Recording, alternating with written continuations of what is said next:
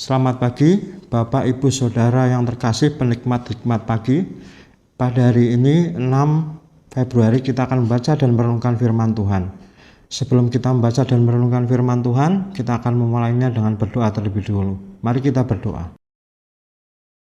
Tuhan Yesus Allah Bapa yang baik, terima kasih Bapa untuk berkat dan anugerah-Mu dalam kehidupan kami sehingga pada pagi hari ini kami boleh bangun dan kami akan membaca dan merenungkan firman-Mu. Biarlah firman yang kami terima pada pagi hari ini boleh menjadi pelajaran dan bekal kami dalam menjalani kehidupan kami sehari-hari. Terima kasih Tuhan Yesus. Haleluya. Amin. Hikmat pagi pada hari ini diberi tema hatimu tidak lurus.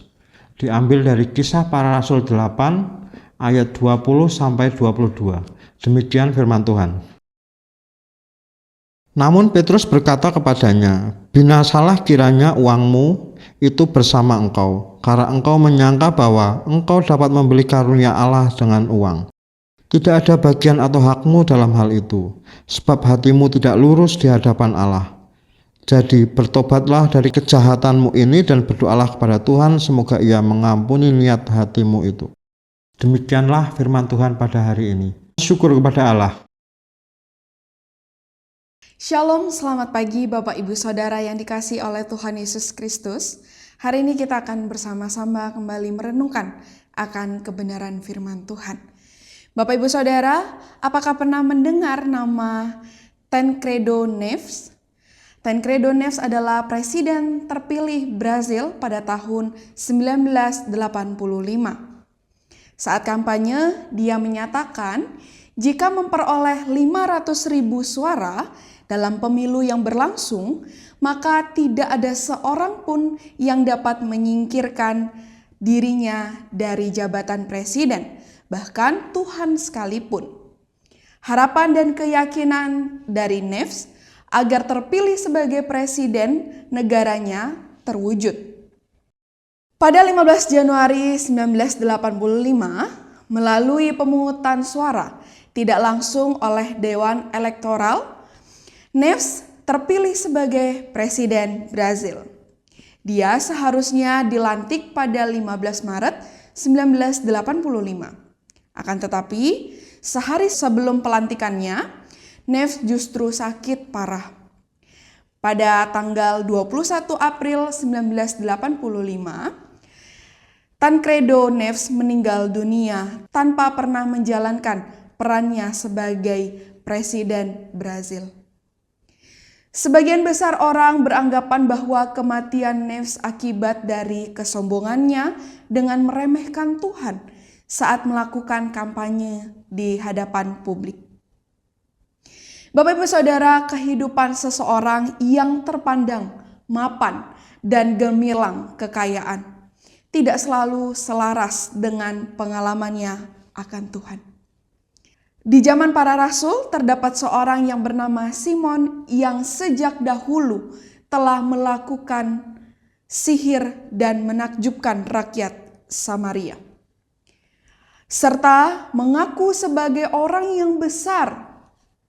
Namun ketika Filipus memberitakan Injil di Samaria, Simon menjadi percaya dan dibaptis. Simon senantiasa bersama dengan Filipus dan takjub melihat tanda-tanda serta mukjizat-mukjizat besar yang terjadi.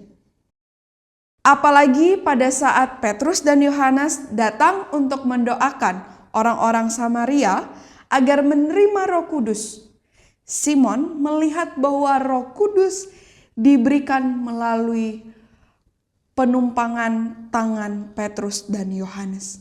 Maka ia menawarkan uang kepada mereka. Simon beranggapan bisa membeli kuasa dan karunia Allah dengan uang yang dimilikinya.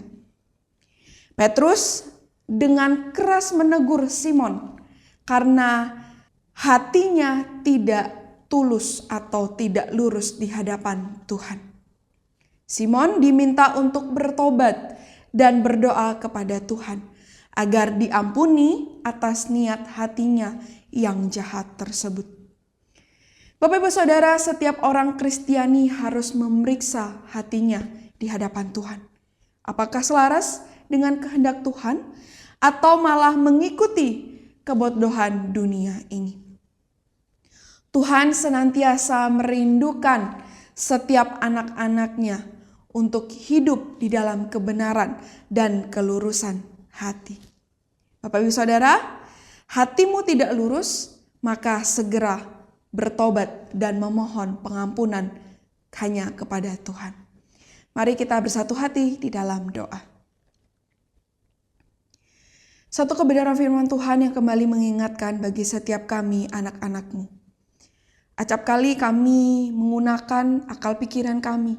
Acap kali kami juga menggunakan kekayaan yang kami miliki ataupun kelebihan yang kami miliki untuk bisa melakukan pelayanan kami. Tapi kami tidak sadar bahwa pelayanan yang kami lakukan ini untuk kemuliaan nama Tuhan. Ampunilah setiap kami anak-anak-Mu Tuhan. Di dalam pelayanan kami, seringkali kami justru menyakiti hati Tuhan. Di dalam pelayanan kami, justru kami menduakan Engkau ya Tuhan. Ampunilah setiap kami. Tapi melalui kebenaran firman Tuhan ini, biarlah kami bisa meresponi. Biarlah kami bisa merefleksikan hati setiap kami. Ketika kami melakukan setiap pelayanan yang Engkau percayakan bagi setiap kami. Tuhan, saat ini kami akan mau kembali melanjutkan setiap kegiatan aktivitas kami di dalam satu hari ini. Kami yakin dan kami percaya bahwa Tuhan yang akan menyertai kami. Tuhan yang akan menuntun setiap langkah-langkah kehidupan kami. Dan kami mau menyerahkan seluruh kehidupan kami dalam satu hari ini ke dalam tangan-Mu. Hanya di dalam nama satu, yaitu Yesus Kristus yang terus menolong setiap kehidupan kami. Amin. Bapak Ibu Saudara, selamat melanjutkan aktivitas di dalam satu hari ini. Tuhan Yesus memberkati kita semua.